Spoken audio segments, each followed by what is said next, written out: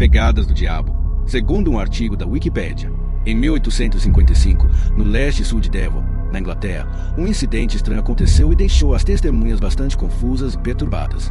De acordo com a história, em fevereiro daquele ano houve uma nevasca muito intensa e na manhã seguinte surgiram mais de 30 relatos de diferentes locais da Inglaterra descrevendo uma trilha aparentemente interminável de pegadas em fila única, com formato de casco na neve. As testemunhas afirmaram que as pegadas cobriam mais de 160 quilômetros de terreno, o que deixou muita gente intrigada sobre o que poderia tê-las causado. Curiosamente, o artigo também menciona que as pegadas apareceram em telhados, pilhas de feno e outros obstáculos onde normalmente não se espera que animais subam. Como você pode imaginar, não demorou muito para que as pessoas começassem a criar teorias mirabolantes para explicar as pegadas, sendo que muitos alegavam que elas pertenciam ao diabo, provavelmente porque achavam que lembravam as pegadas de uma cabra. Obviamente, existem teorias bem mais racionais para explicar como essas marcas poderiam ter surgido em tantos lugares ao mesmo tempo durante a noite. O único motivo pelo qual o artigo da Wikipédia tem o título Pegadas do Diabo é porque esse é o nome da lenda urbana. E é preciso considerar que essa teoria provavelmente foi inventada por um grupo de moradores muito entediados do século XIX. O artigo menciona que há pouquíssimas evidências de que o incidente de fato aconteceu, o que por si só já é bastante curioso. De acordo com a Wikipédia, um artigo publicado por volta de 1950 pediu que qualquer pessoa com informações sobre as misteriosas pegadas se manifestasse. Mesmo tendo sido publicado quase 100 anos depois do suposto incidente, o artigo levou à descoberta de vários documentos escritos por um inglês na década de 1850, incluindo cartas enviadas a amigos em que o homem mencionava repetidamente as pegadas. Interessantemente, em uma dessas cartas, o homem admitiu que inventou uma história dizendo que as pegadas eram de cangurus que teriam escapado da coleção de animais exóticos de um homem rico. Tudo isso para evitar que as pessoas acreditassem que as marcas pertenciam ao diabo. Além da superstição inventada sobre o diabo, surgiram algumas teorias mais lógicas nos meses seguintes ao suposto incidente. Segundo um morador local chamado Major Carter, as pegadas não teriam sido feitas por nenhum animal, mas sim por um balão que foi solto de um estaleiro nas proximidades, ainda com as correntes presas às cordas, o que explicaria o padrão de pegadas em linha reta. Ainda assim, céticos apontaram que seria extremamente improvável um balão viajar tão longe, sem ser impedido por obstáculos como árvores ou casas.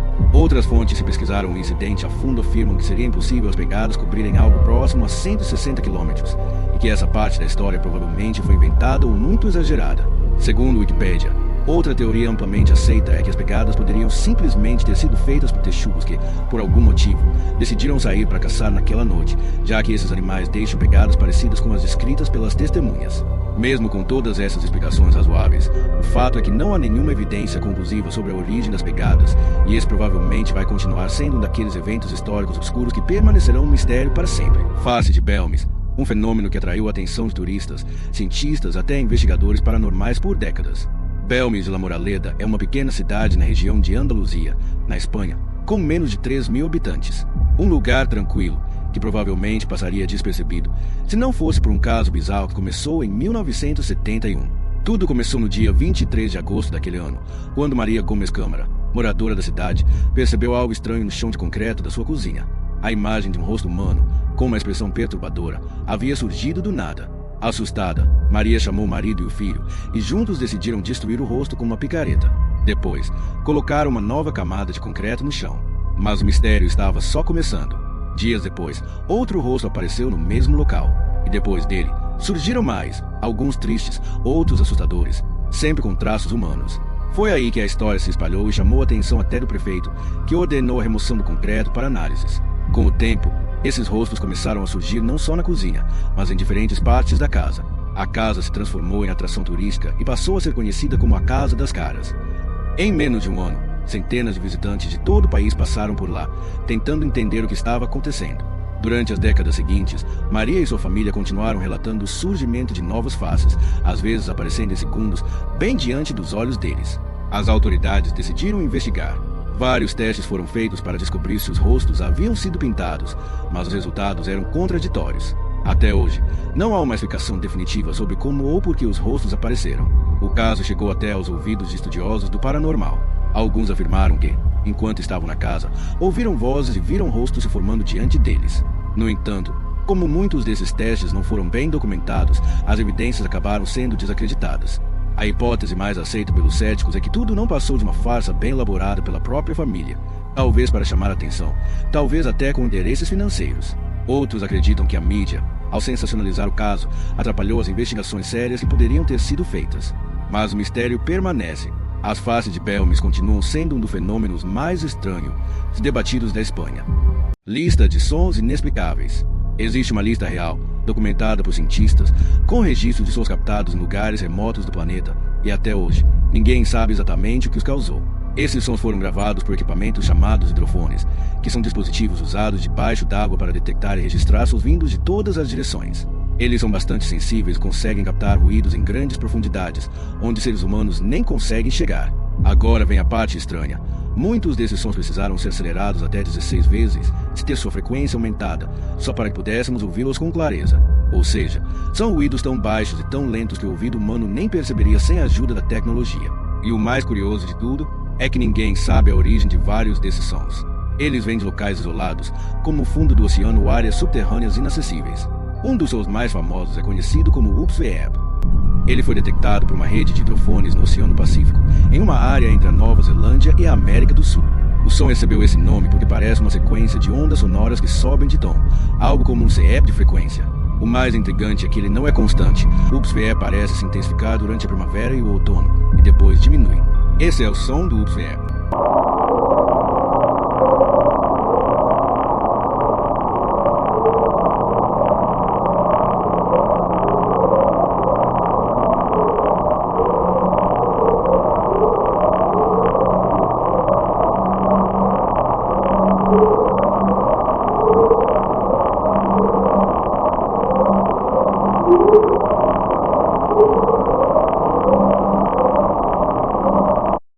Desde que foi registrado pela primeira vez, em 1991, o volume desse som vem caindo gradualmente. Alguns pesquisadores sugerem que ele possa estar relacionado à atividade vulcânica submarina, mas até agora, isso é só uma teoria.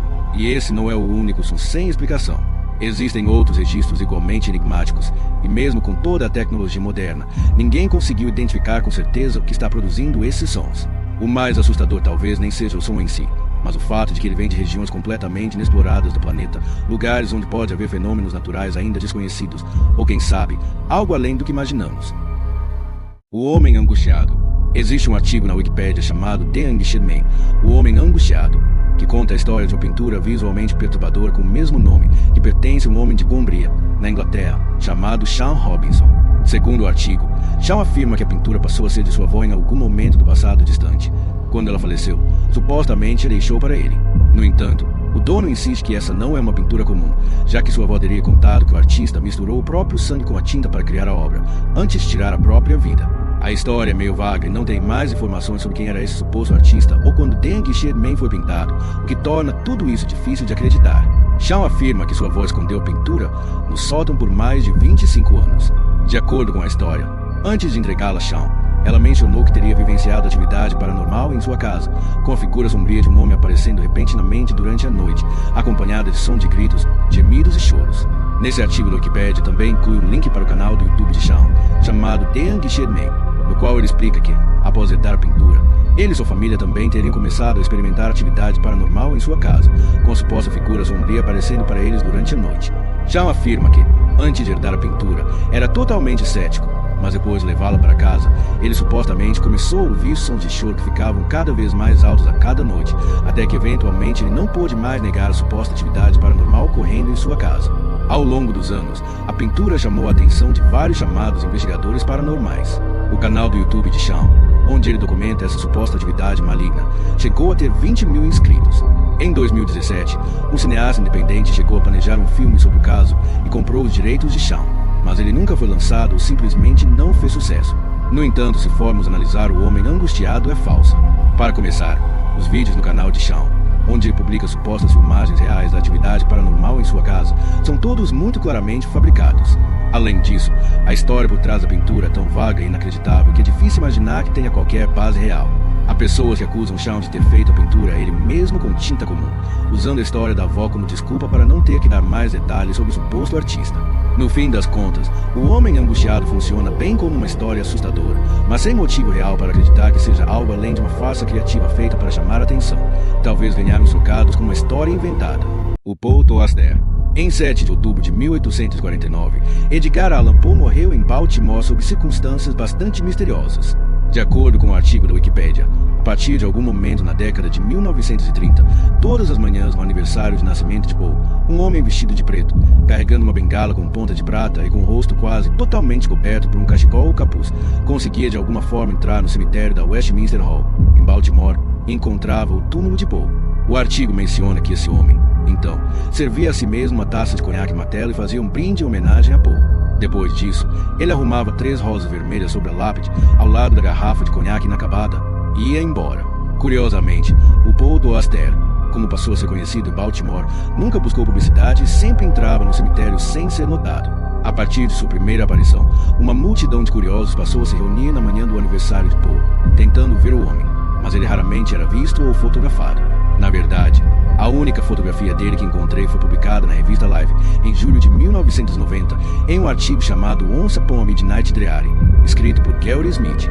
A foto foi tirada por Bill Ballenberg e mostra o Paul do Aster curvado sobre a lápide, prestando homenagem a Edgar Allan Poe. Interessantemente, Paul do Aster às vezes também deixava bilhetes enigmáticos sobre a lápide durante suas visitas. Por exemplo, em 1993 ele deixou um bilhete dizendo que a tocha logo seria passada, e outro dizia: Edgar, eu não me esqueci de você. Acredita-se que o Paul do Aster original tenha morrido em 1998, pois ele não foi mais visto visitando o túmulo. Segundo o artigo, a tradição de visitar o túmulo e fazer um brinde em homenagem a Poe foi passada para um de seus filhos. Infelizmente, parece que quem herdou a tradição não a levou tão a sério quanto o pai.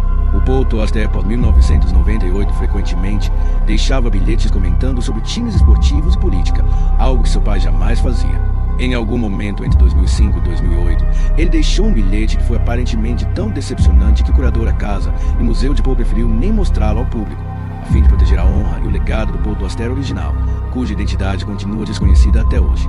Como essa tradição foi muito importante para Baltimore por mais de 70 anos, em 2015 a cidade organizou uma competição para selecionar um novo Paul do Aster, transformando a tradição em uma atração anual voltada ao turismo. Desde 2016, o novo Paul do Aster anônimo mantém a tradição, visitando o túmulo de Edgar Allan Poe no dia do seu aniversário e prestando homenagem diante do público. O mistério de Celtic Wood. Existe um artigo na Wikipédia que fala sobre o mistério de Celtic Wood, um estranho incidente que aconteceu em outubro de 1917. De acordo com o artigo, durante a Batalha de Bois Capelle, em West Flanders, na Primeira Guerra Mundial, o 10º Batalhão da 1ª Divisão Australiana decidiu capturar a Polderweg Lied para colapsar o 4º Exército Alemão. O plano era fazer um ataque em Celtic Wood, explodir os abrigos subterrâneos alemães do Gold e, em seguida, recuar imediatamente para a segurança. Infelizmente, as coisas não saíram como planejado, levando a um dos maiores mistérios da guerra. O artigo menciona que, pouco depois das 5 horas da manhã de 9 de outubro, 7 oficiais e 78 soldados do 10º Batalhão iniciaram o ataque a Celtic Wood, e essa foi a última vez que muitos deles foram vistos. O que realmente aconteceu nesses bosques depende de quem você perguntar, mas o consenso geral é de que o ataque foi um fracasso completo. De acordo com os jornais britânicos e australianos da época, a operação foi considerada uma vitória, mas o comandante do 10º Batalhão, Maurice Wilder-Nelligan, que estava presente durante todo o acontecimento, tinha uma visão completamente diferente. Segundo a Wikipédia, o comandante afirmou que o ataque se transformou imediatamente em um banho de sangue muito violento e que, após a incursão em Celtic Wood, apenas 14 membros do batalhão sem ferimentos conseguiram voltar com vida. É aí que as coisas começam a ficar confusas, já que outros membros do batalhão disseram que apenas 7 soldados conseguiram retornar às linhas australianas. Estranhamente, o artigo menciona que os registros oficiais do exército conseguiram identificar 37 dos 85 soldados envolvidos. Ainda mais misterioso é que, após o ataque, os corpos dos soldados desaparecidos nunca foram encontrados. Seus nomes nem sequer apareceram nas listas de prisioneiros de guerra, e a Comissão de Túmulos de Guerra não conseguiu encontrar vestígios de seus corpos, o que é extremamente estranho. Fontes diferentes apresentam números diferentes sobre quantos realmente desapareceram, mas é amplamente aceito que o número verdadeiro é de pelo menos 37. Por quase 100 anos, o ataque a Celtic Wood permaneceu um mistério, com a maioria dos especialistas acreditando que os alemães provavelmente massacraram os soldados desaparecidos e os enterraram em uma vala comum. No entanto, a Wikipédia menciona que, em 2008, os pesquisadores afirmaram ter provas conclusivas de que os membros do 10º Batalhão foram mortos pelos alemães na floresta e que a única razão para não encontrarem seus corpos foi o fato de que foram destruídos pelas próprias bombas que carregavam. Misturados com os restos dos soldados alemães mortos, tornou-se impossível distinguir os australianos dos alemães posteriormente. Nas palavras de Henschke, o ataque não foi um grande mistério, foi a história de uma típica ação de pequena unidade que deu errado. No entanto, nem todos os especialistas concordam com essa conclusão, e até hoje o ataque a Celtic Wood continua sendo um dos maiores e mais estranhos mistérios da Primeira Guerra Mundial.